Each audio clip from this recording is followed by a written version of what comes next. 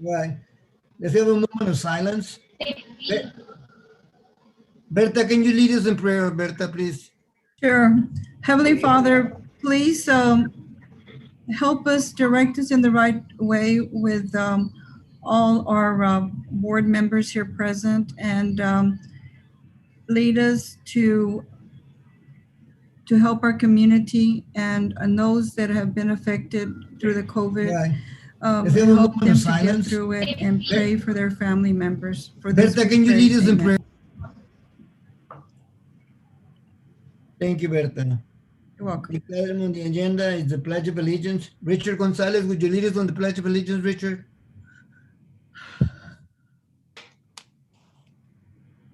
I pledge allegiance to the Richard? flag of the United States of America To the and to the Republic, republic for which it stands, one as nation, under God, God, indivisible, with liberty and justice for all. and Texas flag. Richard?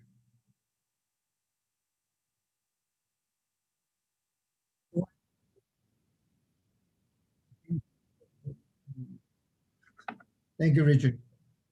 Next item on the agenda is item number 4, public participation as per policy BED local. Anybody, sir? Thank you. We go to number 5, as an informational item. It's a presentation on discussion of the summer project, sir. We're on the,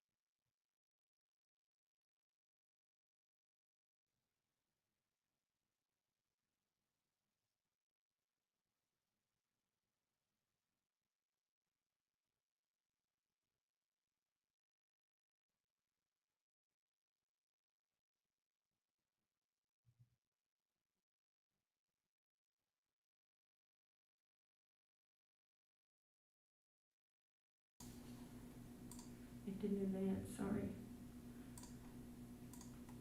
It's not advancing.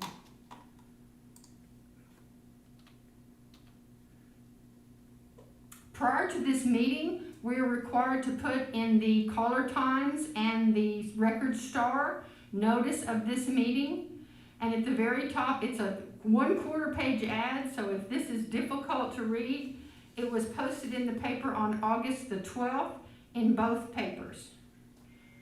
At the very top in red, circled in red, is we're anticipating no higher than a 1.08444 M&O, which is your maintenance and operations. That was the yellow funds, and a 50-cent INS rate. That was the green funds.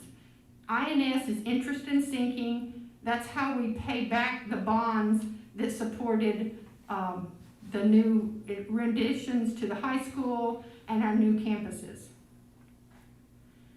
The next section on this report shows that our M&O budget increased by 4.77% over last year. That's predominantly for a 2% of midpoint increase, and we also added some staffing. The M&O, the debt service reduced by about 33.31%, primarily because we refunded some of those bonds and we're paying less in interest. The next section is just showing you previous tax year to current tax year from the certified values. So the very top, last year we had a $939 million in property. This year it goes up to $954. Last year's taxable, which is the 3 lines under that, that's after home improvement, home exemptions, 65-year-old exemptions. Our actual taxable amount is $623 million. Next year's it's $644 million, for an increase of 5.2%, which is significant, and I'll tell you that later, why that's significant. So the next section in blue that I've highlighted is basically an average homestead in Robstown is about, last year was about $79,309 value for that home. However, they were only taxed at $51,227 because of the homestead exemption and possibly an over 65 exemption. So comparing that to next year's rate, the house now has increased by $1,200 to an average value of $80,554, and we're going to tax that homeowner at $1,0444, not $844 as previously discussed at the top. So this average taxpayer would only pay an additional $21.43 on this home. Had we maintained last year's rate of 1.5683, that homeowner would have had an additional $36.47. But because our values increased over 4%, the state required that we further condense the rate. And I'll go into that a little further. The bottom section in red, it used to be called the effective tax rate. It is now called the no new revenue rate, which is basically what rate would we need to have to collect the same amount we did in the previous year. We could have had a 1.660506 rate. However, again, because our values went up, the state is requiring that we further condense that rate. So basically, this is all because of House Bill 3, which is passed by the last legislative session, and it has pretty much eliminated any discretion that the school board or the school district has on their rate. It's all calculated through the Texas Education Agency. to that notice, I was also required to put this on our website. So if you'd like to go to our homepage, you can click on departments, and under departments is business office, and then the business office has a financial transparency page that has our audits, our proposed tax rate, our proposed budgets for years and years, our approved budgets. And as you can see, the yellow is current year as amended budget compared to next year's proposed budget. So for instance, function 11, which is basically your classroom teachers, anything going on directly in the classroom is function 11. It went from 16.2 million to almost 7 million. A lot of that is the 2% raise for teachers, but also we added quite a few teaching positions this coming year. And it just goes through all the primary functions, pages 1 and 2. So how did I get to my tax rate? The Texas Education Agency requires that we compress the local property value tax rates. And as we do that, the state is kicking in additional revenue, state revenue. So whatever we're losing on the local revenue side, the state is going to make up for in-state funding. This year, this is different from last year, but this year, if our values are more than 2.5% increase, which again, ours are 5.2%, the property value in Robstown increased by 5.2%.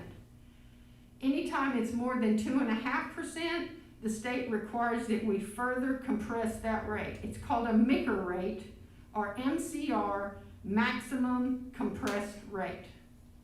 So in this instance, had we not been 5% and had we only been 3%, our MICR would not have changed from the previous year.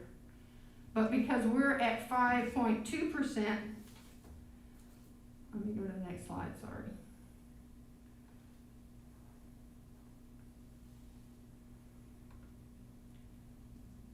The top is our values from, certified values from 2019. I'm sorry, I can't get there. Of 623 million. Then you put in your 2020 values at 655 million. That produces a rate of 5.2% increase. Because it's more than the 4% state average, we have to further condense our rate. So if you keep going down that, last year's compressed rate was 93 cents. This year, because of our MICR rate, we have to drop that 93 to 0.9061. Most other districts that didn't have more than a 4% rate can keep the 0.9164. So our MICR rate of 0.9061 goes to the next page. To the next page. Still not advancing. There we go. Whoops. This is a comparison of House Bill 3, last year's rates and this year's rates. So in the 1920 column, you may remember that in 1819 we had a $1.17 tax rate because we had a successful TRE adding 13 cents to the rate. However, House Bill 3 took those 17 cents and required that we compress those 17 cents to 13.83 cents. So when you take those compressed cents plus the 93, that's how we got our $0.0683 tax rate. Plus INS, last year we had a $5.68 tax rate. This year, because of that further compression, we're only going to get 90.61 cents plus the 13 cents from the previous year. So the maximum we can adopt is 10444 plus the INS of 50 for a tax rate of $1.5444, which is almost 2.5 cents less than the previous year.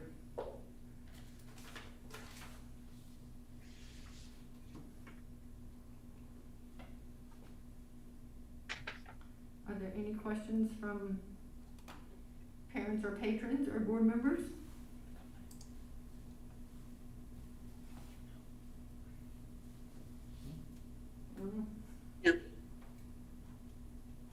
Can you hear me? Yes. Okay, so what is the old tax rate and what are you proposing today? The old tax rate, including both rates, was Yes. 1.5683. We're gonna reduce it by 2.39 cents required by the state to 1.5444. So the M&O, the maintenance and operation rate, is 10444. The debt service rate of 50 cents, which is the maximum allowed, brings us to a total tax rate of 1.5444. Almost 2.5 cent reduction over last year's rate. Thank you. That's good news. And the state's gonna kick in the difference. That's the good news. That's great news for our residents here because our taxes are very high for our citizens. So this is going to be good. Definitely. Well done. Thank you. Thank you. Hey, Nina, can you explain so the public will know what you were referring to, how the property values went up and how that it will show an increase? Just kind of clarify that. Okay, let me go back to that. Oh, can you get that slide back? Sorry.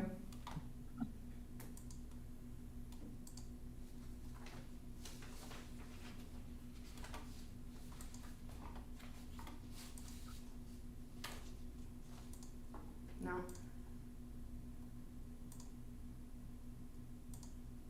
No, it's on the hearing.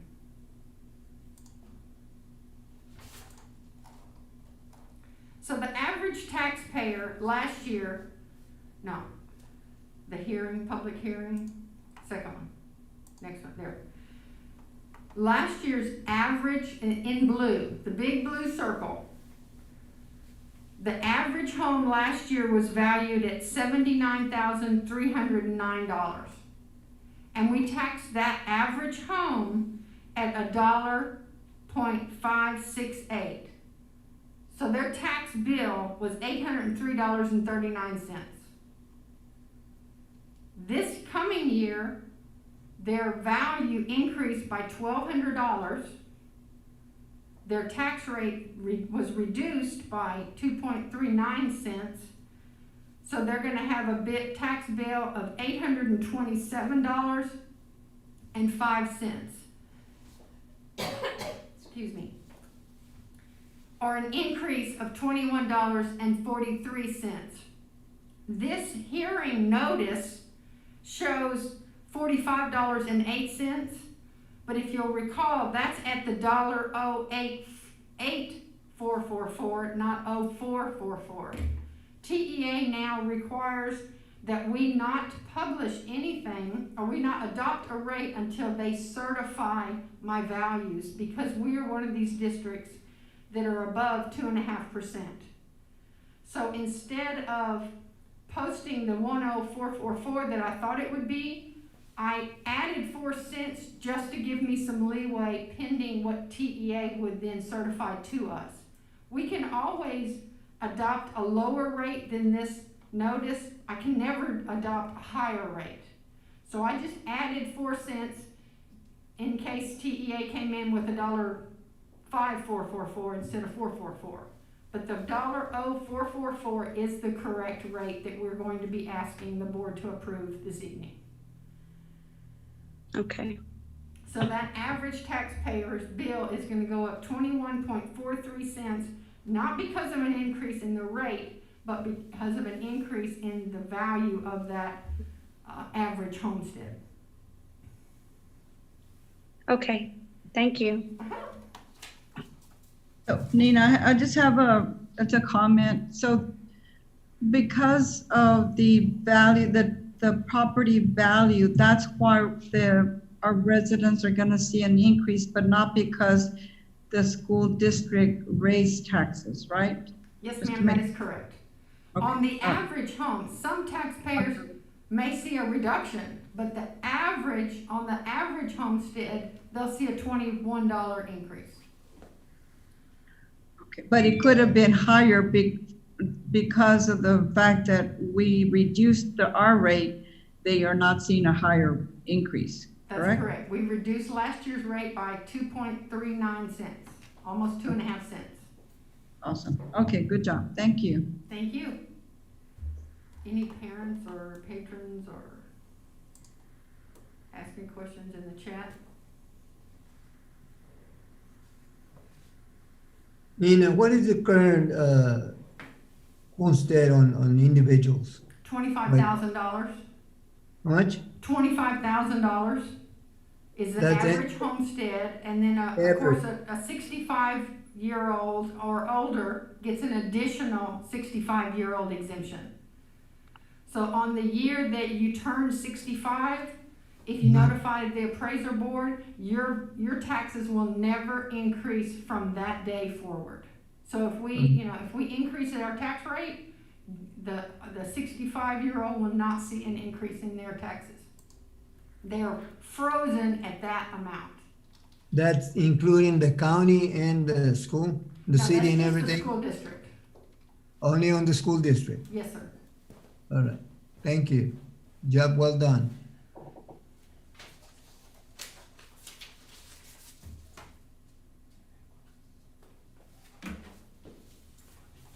I have one more question, Nina. I'm sorry. Okay. You mentioned that we added teacher positions. Did we add positions or did we fill vacant positions? We'll go over that on the budget. If you'll remember that page 3 shows all the new positions. I think I have that. We added a GT teacher and we added a instructional technology specialist and I'm gonna have to go back to my office. It's okay. And We'll go over it each next time. item was listed on that document, on the draft 3 of the budget. Okay, We listed all the new positions that were hired from the time y'all adopted the 1920 budget through, the current year's new positions. thank you.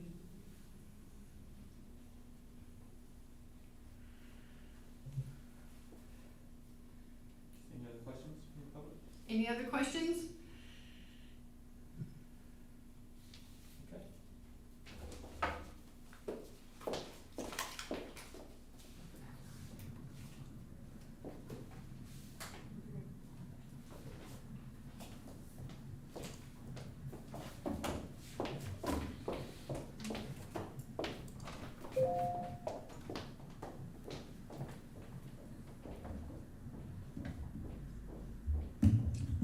Now we go to item number 6, sir, or 7.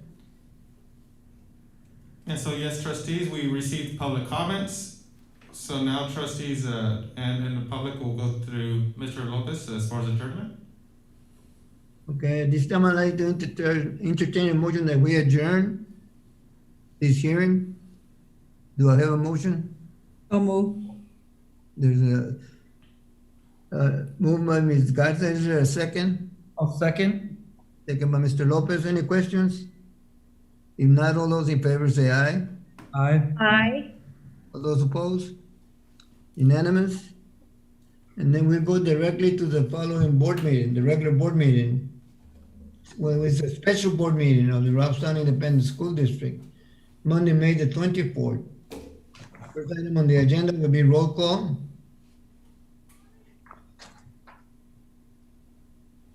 Hector Lopez, present. Bertha Roldan, present. Eva Orona, present. Lori Garza present. Ricardo Gonzalez present. Oscar Lopez present. Not with us at the moment is Mr. Valdemar Torres. The next item on the agenda is a moment of silence. You can bow your head for a moment of silence. Remember your loved ones, your dear ones. There are ones that are suffering and going through hunger, losing their loved ones. Keep them always in your prayers. And let God help us get through this pandemic.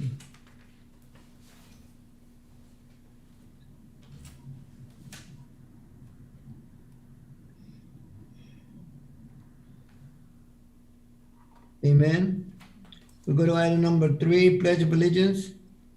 I pledge allegiance to the flag of the United Republic States of for which America. it stands, one nation, under God, indivisible, with liberty and justice for all. Hector, will you do the Texas? Honor Honor the the flag. Honor the Texas flag. Texas flag. I pledge allegiance to the Texas, one state, under God, one and indivisible. Thank you. We go to item number 4, public participation as per policy BED local, sir. We're good? We're good, we got none. We go to item 5, is an informational item. Now I'm in the right place. Presentation and discussion of summer projects, sir.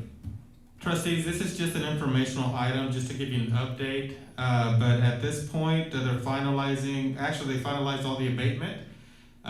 We've received the report on the 3 projects that were going towards demolition. And by Wednesday, that report is being turned in, the final report for abatement on the 3 buildings. And again, that is for the old M&O building, certain parts of Salazar, as well as the old community center as well. And after the company for demolition receives the report, then we start that demolition process, which could be towards the end of this week, if not by next week. Okay. Thank you. Go to B. And trustees, on this next item, what I'd like to do is just to give you a sense of where we are as far as the safety and security of our schools, and then what we consider to be the blueprint for reopening school plans. So at this point, our students and our teachers have been working very, very hard. And again, I want to say hats off to our teachers, because it's been incredible to see them in action at this point and really adjusting to meet the needs of our kids. So last Wednesday was our first day of school. And again, right now, to assume nothing, we're working remotely, meaning that we have certain students who are working virtually on devices, devices, as well as we have students working through instructional packets. And that's all the way from pre-K all the way to 12th grade. So our next step is, which is a big requirement, is how we're monitoring our students on a day-to-day basis. And we anticipate that it's going to be a little bit of a slow start. Again, from the very first day, how our students are turning into work assignments and such. But I can tell you that as the students have been engaged from that Wednesday to the Thursday to Friday, we're starting to see the gradual pickup. And again, but for us on the first full week, Monday, is really starting to look at our numbers and tracking those daily. The reason I say that, trustees, is because it's going to be important for those families that have not at this point engaged, that we're well aware with the support of our teachers as well as administrators, so that now not only are we making phone calls, we're also knocking on doors to make sure that all of our students are continuing to now begin our regular school year, although we're operating remotely. Now, one of the areas that we did see a deficit and is our pre-K 3s is low. Our pre-K 3 students and our pre-K 4s are gradually starting to pick up a little bit more, but our pre-K 3s, pre-K 4s, we're seeing a big drop in their rates, and naturally so. Some parents at this point are not feeling as comfortable yet to have them participate, just because of the newness of the program.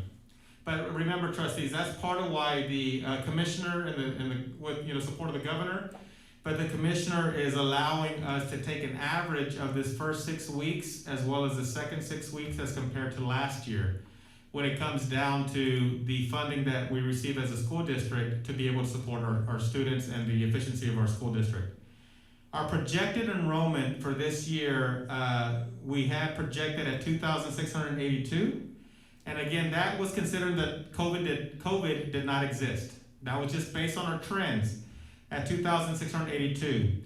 Today, as of first day of school on August the 19th, we had 2,165 the first day, which left us at about a difference of 517 kids. Now, the variance, it will continue to adjust. We're gonna compare from that Wednesday to this next Wednesday of this week to be able to see a true picture of the rates that we're moving forward. So we know that at our elementary schools, we are seeing quite a bit of a decrease on the participation rates of our pre-K 3s, pre-K 4s, and then of course we have some various numbers across the district in certain areas. Now it's just a matter of us, again, clarifying for those that have participated and how they are participating in order for us to have a better gauge of where we are. So we're gonna take our next big snapshot, although we're collecting data every single day, we're gonna take our next big snapshot from last Wednesday the 19th to this coming Wednesday. And those are, trustees, those are numbers that I'll be more than happy to continue to share with you, exact numbers, as we continue to progress. The other thing Dr. I wanted Moreno, I to have a discuss. question. Yes, ma'am. With regards to the pre-K 3 and pre-K 4, has have the campuses tried to reach out to those parents, like one-on-one, to try to find out if it's maybe possibly, I mean, obviously we're not doing face-to-face, we're doing virtual, but not all these kids have their Chromebooks yet. Right. So that could be one reason why our number's not where we want it to be. I think some parents look forward to maybe their child engaging virtually also, not just through paper. I don't know. I'm just asking if maybe someone's reaching out to them to see what the real concern is. Since they're not face to face. For those that we know that have registered, for sure, we definitely are knocking on doors and making phone calls and trying to get our students to participate. But Ms. Orana, you're exactly right. I think that, I mean, not only here in Robstown ISD, but across the state and across the nation, there is a shortage, although we've had orders already in, and we've gotten some portions of our orders, we're still lacking the devices to come in. We started ordering back from May. We've had parts of those orders to come in, but not fully just yet. So we're still expecting the rest of that portion. And as all of you, again, remember the last board meeting, and we appreciate that support as a board of trustees. Now we put in the much bigger order where now we can say, once it all comes in, that we can be considered a one-to-one device school district. Basically, we'd have enough for every single child to have a device in Robstown ISD. But again, a lot of that is on back order, but now we're working through the state and they're looking at a bulk order and bulk rates, which we've already taken the steps that we need to, and just waiting for those items to start coming in as well. Okay.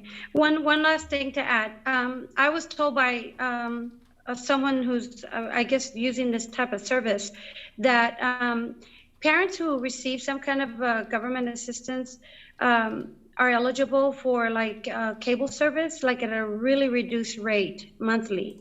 So I just hope that the district can look into that, because if that's a possibility for some parents who maybe have no means to afford, you know, like Spectrum can be really expensive for parents, but if they could get it at a reduced rate, maybe that's something we can kind of get information on so we can pass it on to those parents that qualify. Sure. I just think it's good to have the majority of the people providing their own services in their home, because then the district can only afford so many, those hotspots? Mm-hmm. Yeah, and even if we are extending Wi-Fi into the parking lot areas, I mean, it's really unrealistic that parents are gonna go park in a parking lot, you know, so the child can learn. So I'm just trying to see what else is out there that the government's providing assistance with, that maybe we can look into it and just pass it on to parents. That's something that I heard, and I wanted to see if it's something that's accurate, so you can maybe look into it. Yes, ma'am. We'll be more happy to do that. Okay. Dr. Moreno, I have a question as Yes, well.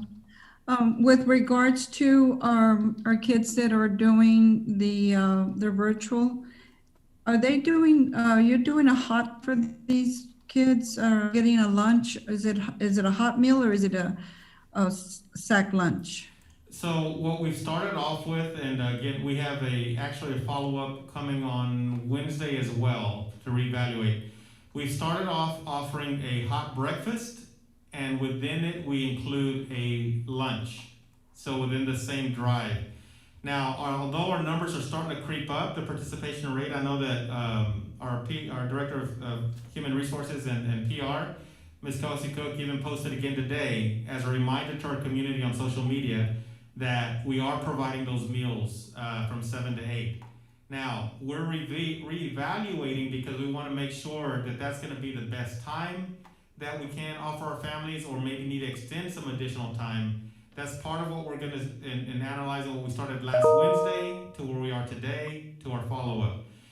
It could very well be, ma'am, that we ended up changing the times, but we wanted to see where we're at this point. But yes, the food service program is being offered to our families here in Robstown. Okay, thank you. But is the number where you expect it to be Dr. Moreno? No, I mean, ma'am. are there, No, No? ma'am. No, so that's why we'll continue now at that point to reevaluate, okay, is this the best time? And is it working for us at this point? The only thing that we had, because we've also talked about having it at midday, we need to make sure that that doesn't take our children from outside of the instructional part of their day too.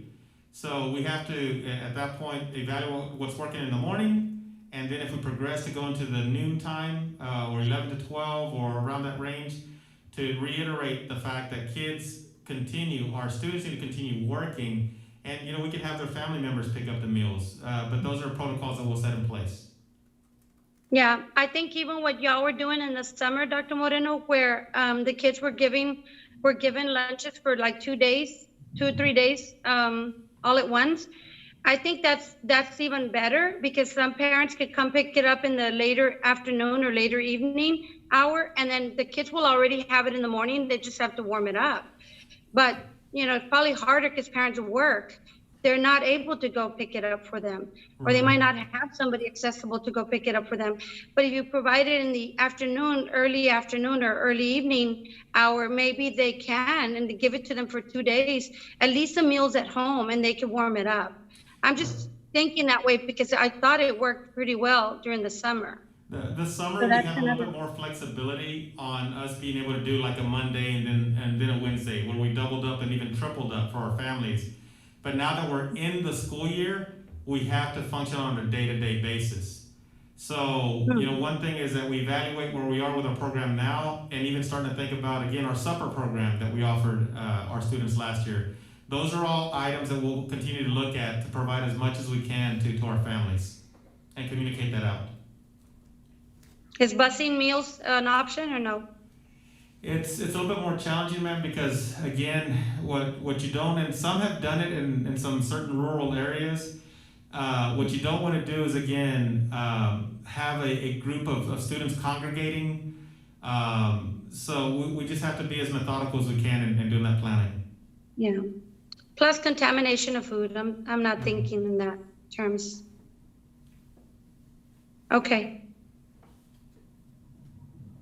Okay.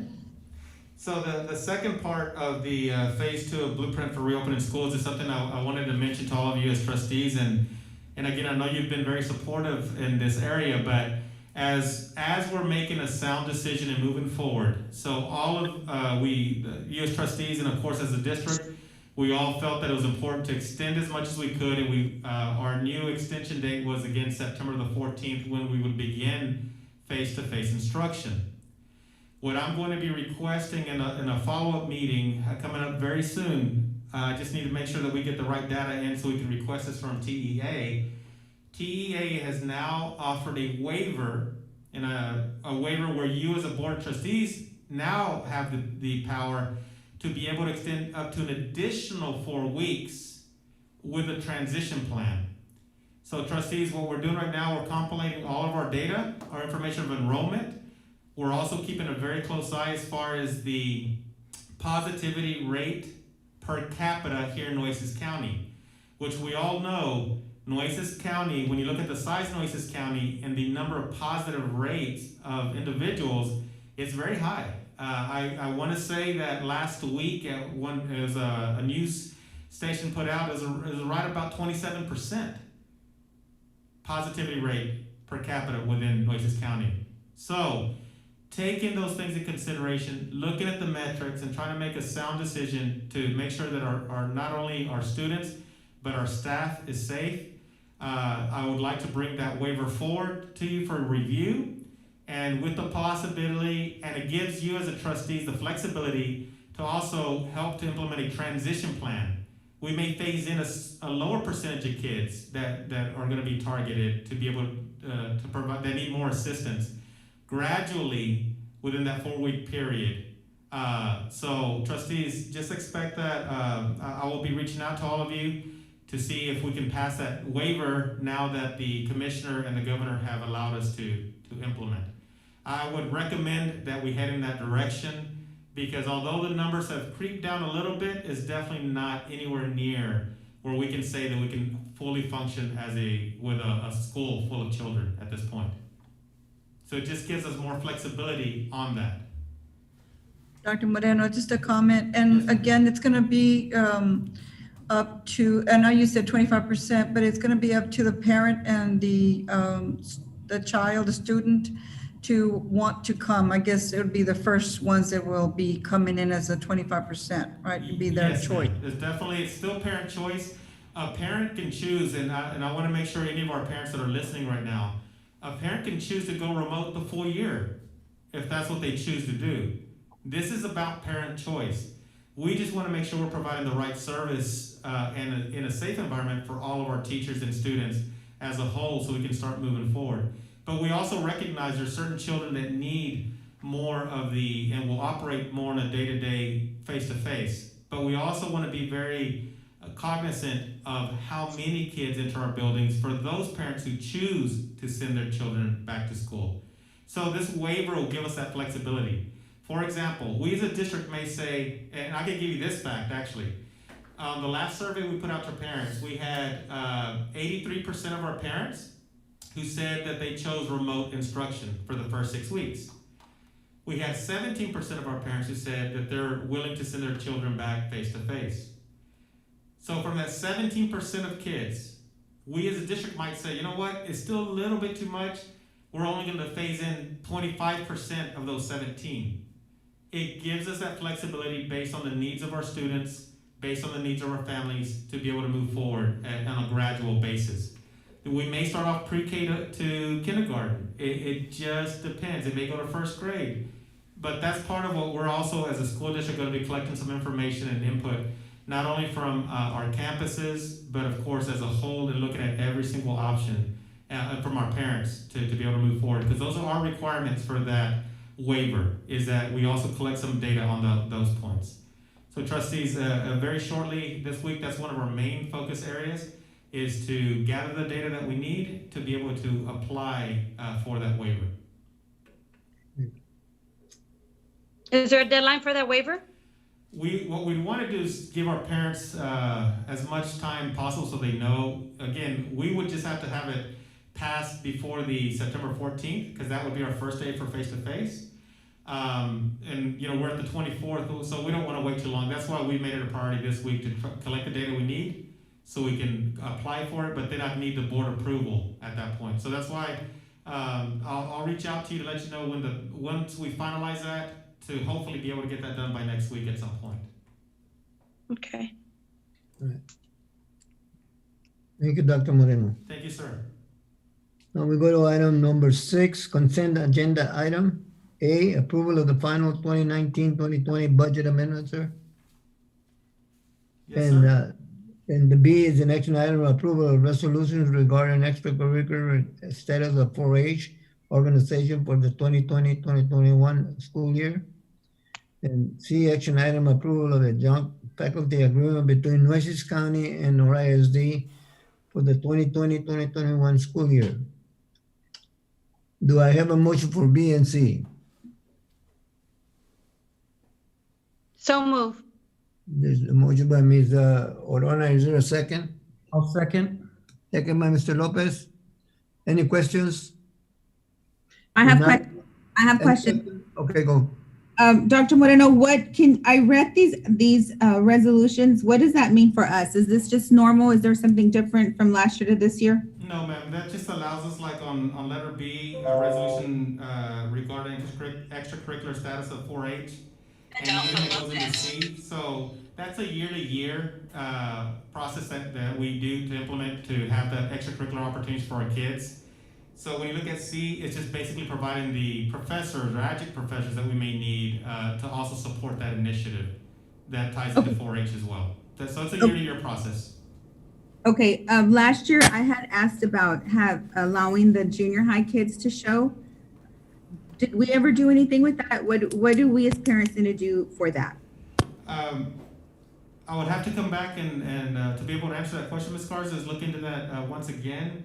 What I can tell you is that I have been approached to see, because we have to prioritize a barn for our current FFA kids. So that, we're taking note of that. I've already spoken to the high school in that particular area. Now we need to evaluate how much room do we have after we prioritize the numbers, because our numbers did go up quite a bit last year, which we're very proud of.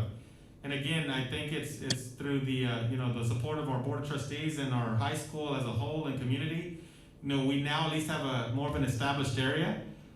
So numbers did go up quite a bit as far as the number of animals that we showed. So we just need to make sure that we have enough room, even because I've been approached to see even some of the pens that are outside, how many of those may be available.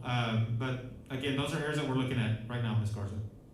Okay, good. And I do know that the animals did go up, but I believe that not all of the animals were sold because they did not pass, or they didn't meet the requirements. They didn't meet weight.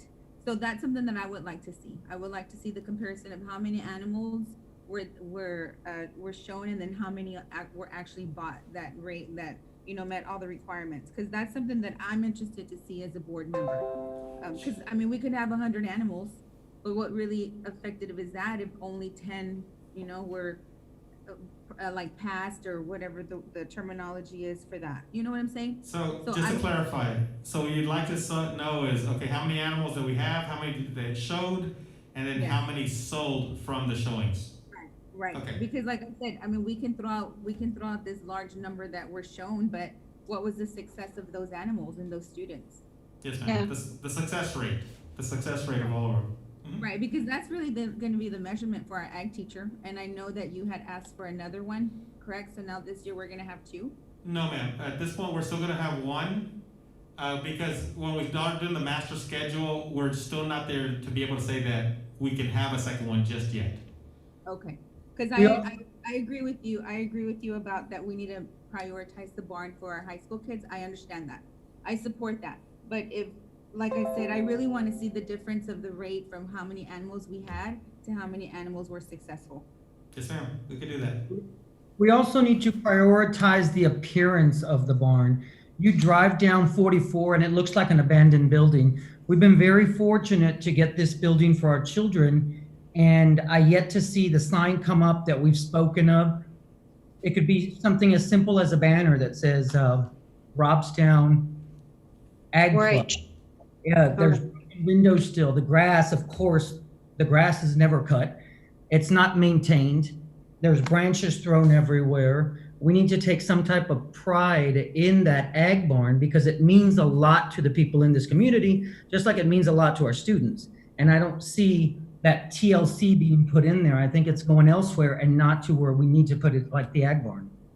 Yes, sir. You're absolutely right. Dr. Moreno, I have a question on 6C. Do we have, I noticed that we have 5 of the faculty. Is that something that we added that many more, or it's just The average. the average that we have? Yeah, it's the average of what we would need for the year, ma'am. And again, this just allows us to have that agreement between the public school system as well as, and also considering this, is what we consider to be in attendance, because these are certain activities that are now, according to the resolution, they do count within our school system. So we can count attendance for that, so the kids are not in any way counted against. So that all ties in. So that's like here in the summary, considered in attendance when participating in off-campus activities with an adjunct professor. Because remember, a teacher of record is normally going to be our teacher here, but if there's anything that where we have a partnership or an extension with the, again, anything with FFA or 4-H as a whole, it allows us to continue counting in attendance for our children. Okay, That's and they part of will what the be, resolution will they allows us to do. physically be at our campus, or will they, how would they be as an instructional? However they would support. This is just giving us the opportunity to count our children in Okay. attendance, so they can participate in these activities. Okay, Yes, got it. ma'am. All right, thank you. Yes, ma'am. Any other question?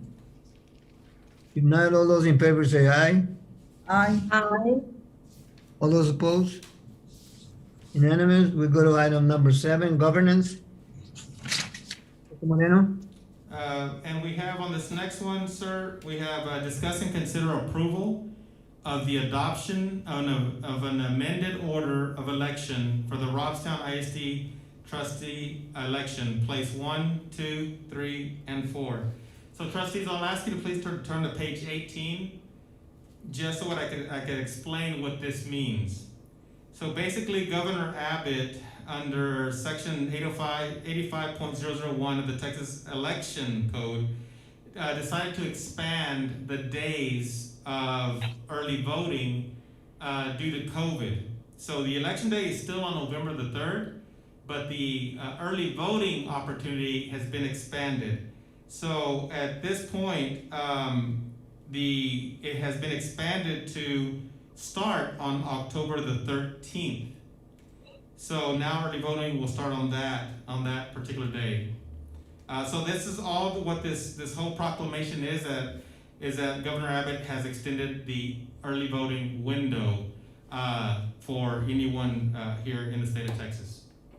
And Dr. Moreno, my understanding was that the reason we didn't have it approved then and it's amended was because it was after Governor Abbott did the actual proclamation. Is that correct? That is correct. Okay, thank you. Well, the way I understood, I think also was that we approved it in July. That was the order of election to go into a joint election with the county, and we approved it then, but the date was October 19. Correct. So that's why they amended. So this is just coming forward to be again readopted and again because of the earlier voting window of time. That's across Texas, right, Dr. Moreno? Yes, ma'am. That's across Texas. It's recommendation for staff that we approve the adoption of an amendment order of election for the Robstown ISD trustee selections, place 1, 2, 3, and 4. Do I have a motion? So move. So moved. Moved by Mr. Lopez. Is there a second? I'll second. Second by Ms. Orona. Are there any questions? No. If not, all those in favor say aye. Aye. Aye. All those opposed? Unanimous? We go to item 8, business and support action item, sir. Mr. Lopez, if you don't mind, sir, may I take a step back? I just want to make sure, because I'm writing here my notes. When we go back to Roman numeral 6, consent agenda, I just want to make Yes. sure that we also addressed approval of final 2019-2020 budget amendments. I'm not sure if we went over that one or not. I just want to make sure I get it right in my notes. Well, because that was approved, on the consent agenda item, and said, and the other two were action items. Okay. So we Yeah. voted on the action, but the other one, we don't never, well, I can go back and do the Dr. Moreno, I think it got approved as a consent agenda As an approval. overall? It's Okay. just we didn't have questions on number A, yeah. We just went unless to, someone wants to do that. we just went to B and C because there were action items and we took the vote on it right away. Yes, sir. Okay? I just want to make sure. You need us to vote on it, Dr. Moreno? If y'all want to, just to be on the safe side, so it's noted. Okay. Okay. Okay. There's recommendation from staff that we go back to item 6 and under consent agenda, item A, approval of final 2019-2020 budget amendments. Do I have a motion? I'll move. Moved by who, Ms. Roldan? Yes. Is there a second? I'll second. Mr. Lopez, any questions? I have a question. Okay, Dr. Moreno, what is budget amendment 78. This one kind of confuses me because it looks to me as if we were removed state funding. Okay, I'll have Ms. Nina Conway to be able to help us out with that. Nina? And she's Yes, gonna- can y'all hear me? Yes, Yes, ma'am. That is exactly what it is. We're removing state funding. Under the CARES Act, TEA has asked for federal money. So basically, they're reducing our state funding by $1.4 million and requiring that we now apply for that federal money. Dr. Ceballos has already done the application. We've already been approved for it. So basically, we are taking $1.2 million of state revenue and 42 days of instruction on our teachers that are regular ed instruction and moving the expense and the revenue to a new fund, 266. If we didn't do that this year, we would have a huge reduction in state revenue and maintain the expenses. So we're getting all this done this month, just moving the revenue and expense over to another fund. Okay, so it's been approved, so we're gonna get this money? Well, we already have the money Okay, because it was state revenue. Okay, How that's really going to work, nobody knows yet, but we have the money. I know I have to move the expense and the revenue to 266, which used to be ARA funding. This is basically stimulus funding. So we had to apply for that money. And since I already have the revenue, I think it's just a matter of recoding those staff and recoding that revenue. so is this for this school year or last school year? 1920, this ending 8/31. So I'm still in my fiscal year. 8/31 is our fiscal year end. This may So it's happen the again. 1920 school year. So this may happen again next year because we're still in this COVID. Oh, let's hope not. But Yes. it changes every day, so I can't say whether it will or not. But we really got to work on our attendance because they are going to reduce us based on our attendance. Yes. So 1.2 million is the effect for the last 6 weeks of school last year?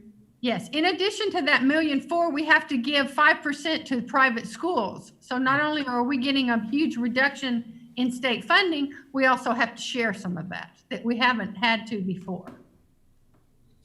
Thank you. Sure. And the second one, you want me to tell you about the second one? No, I understand that one. Okay. Thank you. thank you, Ms. Conway. Yes, sir. All right, so go back to that business and support. Yes, sir. So we're asking to discuss and consider approval of accelerated 2020-2021 budget using state compensatory funds. Ms. Conway?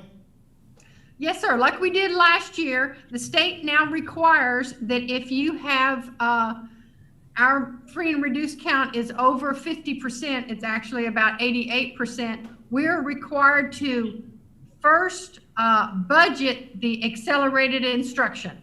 So it's part of your maintenance and operation, but we have to carve that piece out and adopt it separately from the regular. And that budget is $2.863 million. It's for accelerated instruction for tutorials. We use it for class size reduction to help better educate our free and reduced students, economically disadvantaged students. Your recommendation, sir? Recommendations are to approve the accelerated 2020-2021 budget using state compensatory funds. There's recommendation from staff that we approve the accelerated 2020-2021 budget using compensatory funds. Do I have a motion? So moved. Moved by Ms. Varona. Is there a second? I'll second. Second by Mr. Lopez. Any questions? If not, all those in favor say aye. Aye. Aye. All those opposed? Unanimous? We go to B, sir. Action item. Monday. I have a remark on my notes. Back on action item 6A, you asked a question we did not approve. Who was against it? I said, I made the motion and Hector seconded, but we didn't all vote on it. Because I Oh, asked, Lori had a question. Yes, Lori had Yeah. a question. So can we just take a vote on that? right, Well, we just go back to item 6, 6A. and A, and then recommendation that the final of the 2019-2020 budget amendment. Do I have a motion? No, we already had the motion, the second, we Okay. just need to approve. need a All vote. right. You need everybody to approve. Yeah. All those in favor say aye. Aye. Aye. Those opposed? Unanimous? All right, thank you. Item passes. We go. We go back to item 8 under B. Dr. Moreno? So trustees, we'd like to discuss and consider approval of the RISD 2020-2021 compensation plan. And trustees, just as we did last year, we have our whole compensation plan that we request that you approve separately, that is part of the overall budget. So that's what you see in your packet, going on from starting on page 29. So we're asking you to consider approving the Robstown ISD 2020-2021 compensation plan. Recommendation from staff that we approve the 2020-2021 compensation plan. Do I have a motion? So move. Moved by Mr. Lopez. Is there a second? I'll second. Second by Ms. Orona. Any questions? If not, all those in favor say aye. Aye. All those opposed? Unanimous. We'll go to item C. Action item, sir? Trustees, we're asking to discuss and consider adoption of the 2020-2021 proposed budget. There's a recommendation from staff that we consider adoption of the 2020-2021 proposed budget. Do I have a motion? So move. Moved by Mr. Lopez. Is there a second? I'll second.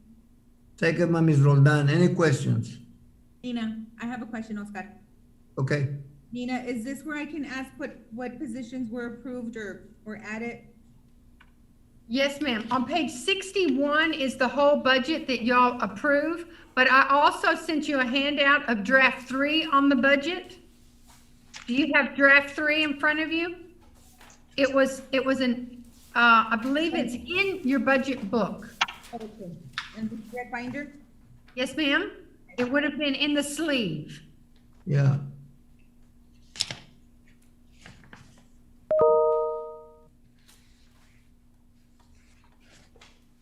Highlighted in yellow? I'm sorry? Highlighted in yellow? Yes, ma'am. So let's just go through this document real quick. All the yellow highlights are changes from draft 2. Okay. So on page 1, obviously, draft 2 changed from draft 3, August 24th, at the very top of that page. Can you put it on display, Nina? Can you put it up, because I'm not looking at it? See what it looks like? I don't have it. Well, it'll help other people. I think it's in your binder, Oh, we Berta. can't do it in Zoom. Uh-huh. You can't share in Zoom. Oh, it's not in Teams to share. Okay. I think it's on your binder. Or is it on what page? It's in the front, Can Bertha. you share it, Dr. Moreno? Maybe Dr. Moreno, if he has a No, ma'am, laptop. because it's not preloaded. Okay. It's- so tell me the Red page binder, number. it's on the insert on the left, in the left pocket of your red binder, Bertha. Okay. Yeah. There are 2 Oh, handouts okay. Oh, in the binder. Okay, got it. in the binder. Okay, I'm following now. Sorry. A lot of paperwork. Okay, I got it. Sorry. I found it. It's a big budget. Yes. Okay. So draft 3, August 24th, there are no changes on page 1. So if you turn to page 2, at the very bottom, you'll see some highlighted yellow. The only things we changed was we added 5 days for the assistant principals. That cost about $9,500. We made about $13,500 in stipend changes. However, $5,000 of that is paid out of federal funds. So the hit on local is only $8,500. that required me to change our payroll contingency. It dropped from 56,000 down to $29,600. And on this page are all your new personnel units. Again, new from the prior year approved budget. These are positions that we added above and beyond last year's approved budget. So the very first section on page 2 is just your 2% raise. That cost us almost $400,000, of which other funds will pay about $32,000. So local maintenance will pay $352,000. The next section are your new staffing requirements. 2 ADVID teachers, a consumer science, a theater arts, kinder at Driscoll. We had those were all last year's new positions after the budget was adopted. And then we have several new to next year. GT teacher, the technology specialist, I'm right in the middle of the page. San Pedro's PPCD teacher. Those are new positions that we're adding to this year's budget. And then under support staff, we added 3 bus monitors, a mechanic helper.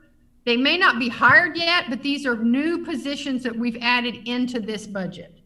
And an HVAC assistant and another security guard.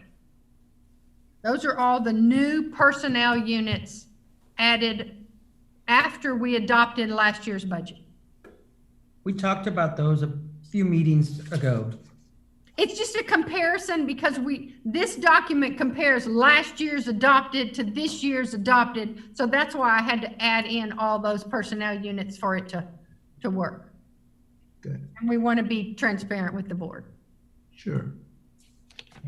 And then no other changes in that document. Thank you, Nina. Yes, ma'am. All right. Recommendation, sir?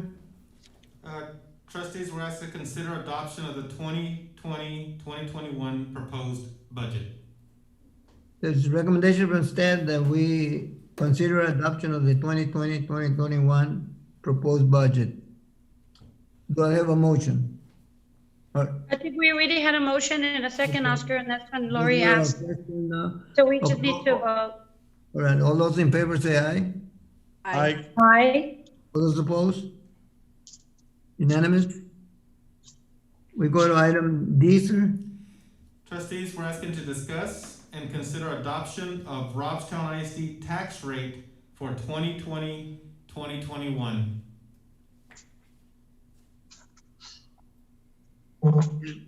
Is that your recommendation, sir? Yes, sir, as was presented. The recommendation from staff to consider adoption of the Robstown ISD tax rate for 2020-2021 is what's presented to the board tonight. Is there a motion? So move. Mr. Lopez, is there a second? Second. Second by Ms. Garza. Any The mo- question? I'm sorry, the motion is on page 62. It needs to be read exactly like that. Exactly. Yeah, because I think we need to read the, 62, ma'am? Yes, sir. On page 62, under recommendation, it says exactly how the motion has to be styled. All right, hold on.